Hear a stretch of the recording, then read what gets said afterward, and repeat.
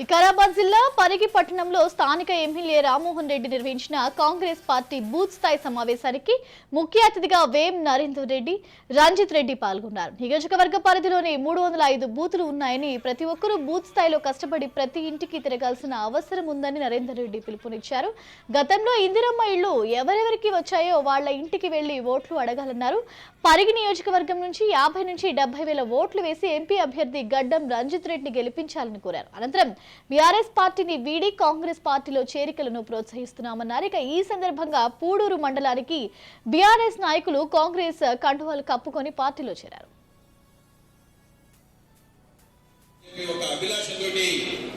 గత 5 సంవత్సరాల నుంచి నిరంతరంగా పనిచేస్తున్న మీ అందరికీ కూడా పేరు పేరున అభినందనలు తెలియజేసుకుంటూ, ఇవాళ ఏదైతే లక్ష్యంతో మనం పనిచేసి ఇవాళ రేవంత్ రెడ్డి గారి నాయకత్వంలో కూడా ఈ రాష్ట్రంలో కూడా ప్రభుత్వాన్ని ఏర్పాటు చేసుకున్నామో, రేపు ఢిల్లీలో కూడా రాహుల్ గాంధీ గారి నేతృత్వంలో ఢిల్లీలో కూడా మన ప్రభుత్వాన్ని ఏర్పాటు చేసుకోబోయే ఈ ఎలక్షన్ అనే విషయాన్ని మనం గుర్తుపెట్టుకోవాల్సిన అవసరం ఉన్నది.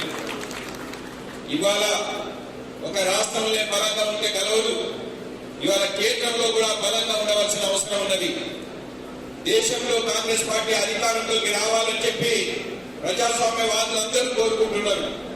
ఆ సందర్భంలో కూడా ముఖ్యంగా ఈ మధ్యనే 4 నెలల క్రితమే అధికారంలోకి వచ్చిన మనము ఈ రాష్ట్రంలో కూడా 15 నియోజకవర్గాల్లో ముఖ్యమంత్రి గారు ఇచ్చిన టార్గెట్ ప్రకారం 14 నుంచి 15 నియోజకవర్గాలు ఈ రాష్ట్రంలో తెలిసి రాహుల్ గాంధీ గారిని ప్రధానమంత్రి కావడానికి మనం తోడ్పడాలని చెప్పి ఈ కార్యక్రమాలు తీసుకోవడం జరుగుతున్నది. నిన్ననే నేను ప్రెస్ మీట్ చెప్పినాను, బీఆర్ఎస్ పార్టీ నాయకులకు స్థానిక మా నాయకత్వంతో మాట్లాడుకొని మండల అధ్యక్షులని మధ్యవర్తిత్వం వహించి ఎవరికి కూడా బంధం కలిగించని వాళ్ళు ఉంటే మీరందరూ కూడా వారిని కాంగ్రెస్ పార్టీలోకి సాధారణంగా ఆహ్వానించాలని చెప్పి నిన్న ప్రెస్ మీట్ పెట్టి కూడా చెప్పడం జరిగింది. ఎందుకంటే ఈ యొక్క చేరికలు అన్నది అనివార్యం. ఎందుకంటే రాష్ట్రంలోనే బీఆర్ఎస్ పార్టీ కుప్పకూలిపోయింది. బీఆర్ఎస్ పార్టీ పార్లమెంట్ ఎన్నికల్లో ఎక్కడైనా ఉండదు. రేపు మనకు రంజిత్ రెడ్డి గారు ఎంపీగా అత్యధిక మేరతో పరిగణించి గెలిస్తే మన పరిగి గంట అభివృద్ధి గురించి ముఖ్యమంత్రి గారు కూడా పెద్ద ఎత్తున ఆలోచన చేస్తారు. చాలా మందికి వేరే పనులు పెంచినట్టు ముఖ్యమంత్రి గారితో మాట్లాడుతున్నారు. మొన్న కూడా ముఖ్యమంత్రి గారి నివాసంలో క్యాంపు మాట్లాడారు. 43% జనాభా హైదరాబాద్, రంగారెడ్డి జిల్లాలకు ఉంది. రాష్ట్రంలో ఎంపీలు మన పార్టీలో చేయడం చూస్తున్నాం. నిన్ననే నేను ప్రెస్ మీట్ చెప్పినాను, బీఆర్ఎస్ పార్టీ నాయకులకు స్థానిక మా నాయకత్వంతో మాట్లాడుకొని మండల అధ్యక్షులని మధ్యవర్తిత్వం వహించి ఎవరికి కూడా బంధం కలిగించని వాళ్ళు ఉంటే మీరందరూ కూడా వారిని కాంగ్రెస్ పార్టీలోకి సాధారణంగా ఆహ్వానించాలని చెప్పి నిన్న ప్రెస్ మీట్ పెట్టి కూడా చెప్పడం జరిగింది. ఎందుకంటే ఈ యొక్క అంటే ఇంతవరకు భీమరెడ్డి మాట్లాడుతూ 6 గ్యారెంటీలు అమలు కావాలి అని అన్నారు. 6 గ్యారెంటీలు అమలు చేసే బాధ్యత ఇక వేదిక మీద కూర్చున్న అందరు నాయకులను తీసుకుంటాం.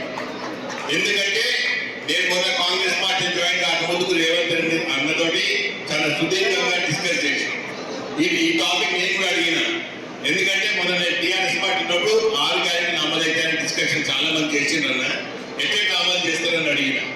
ప్రతి గ్యారెంటీకి సంపద ఎక్కడికి తీసుకొస్తా, ఎట్లా సృష్టిస్తా, ఉన్న సంపదను ఎట్లా కేటాయిస్తా, 6 గ్యారెంటీలు ఎట్లా అమలు చేస్తున్నా చెప్పారు. రేవంత్ రెడ్డి అంటే 100% కాంగ్రెస్.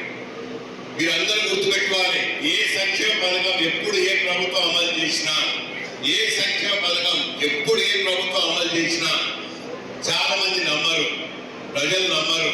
ఇది అమలు అవుతుందా, కాగలుగుతారా అని చెప్పి ఎన్నో సంక్షేమ